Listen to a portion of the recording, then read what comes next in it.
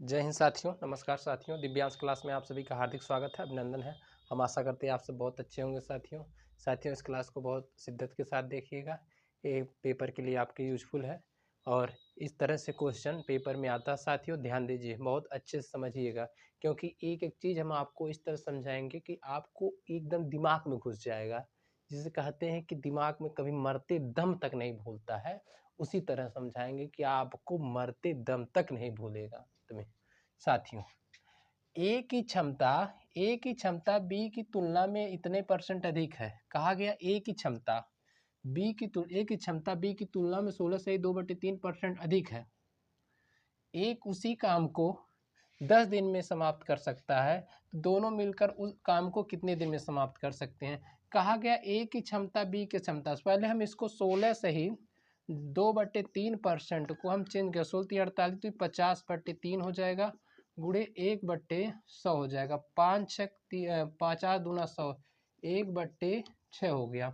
अब कह रहा है कि ए की क्षमता बी से इतना परसेंट अधिक है, तो ए की क्षमता बी से, जो बी से है, जो जिसके साथ से लगा होता है, उसको हमेशा नीचे करते हैं। जिसके साथ से लगा होता है उसको हम क्या करते हैं, हमेशा नीचे करते हैं। हमेशा क्या करते हैं, नीचे। तो यहाँ पर ये बी है। अब इतना अधिक है, कितना अधिक है, एक अधिक है, तो ये बी है, तो एक अधिक है, कितना हो जाएगा, 7 हो जाएगा। ठीक।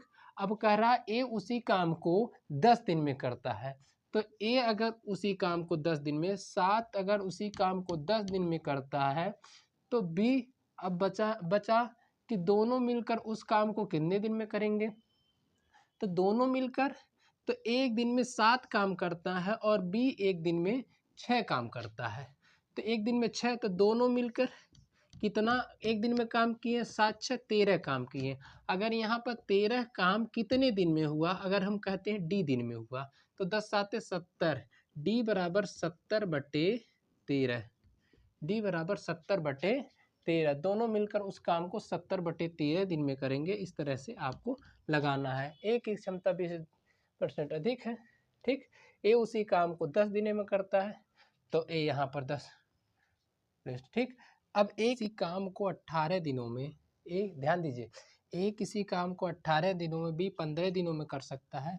बी ने काम शुरू किया तथा 10 दिन तक काम किया, फिर चला गया, तो बताइए शेष काम ए कितने दिन में करा। कहने का मतलब ए किसी काम को कितने दिन में किया, 18 दिन में। बी किसी काम को कितने दिन में किया, 15 दिन में किया। अब कहा जा रहा है कि बी ने काम शुरू किया तथा 10 दिन तक काम किया। अगर इसका लघुत्तम ले, 90 हो जाएगा। 18 5 90, 15 छक्का 90। अब कह रहा बी ने काम शुरू किया, 10 दिन तक काम किया, फिर चला गया, तो इसके मतलब 10 दिन तक काम किया, कितना होगा, 10 छक 60। टोटल काम कितना किया, 60 काम किया, 60 काम किया। अगर 30 काम बचा, तो उसके बाद कह रहा 10 दिन तक काम, फिर चला गया। बताइए शेष काम एक कितने दिन में, तो एक दिन में 5 काम करता है, 30/5, 5 6 30, 6 आंसर होगा 6 दिन।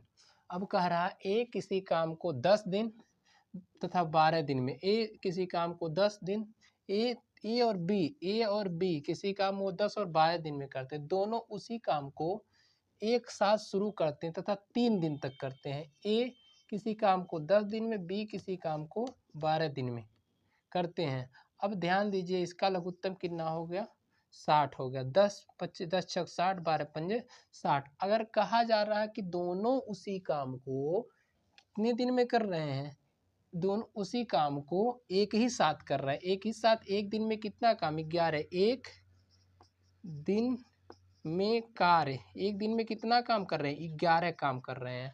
अब कितने दिन तक किए, 3 दिन तक किए साथ में, दोनों 3 दिन तक साथ में किए, तब उसके बाद गए हैं। तो 3 दिन का काम कितना होगा, 11 तियाँ 33, 11 में 3 का 11 तियाँ 33 होगा।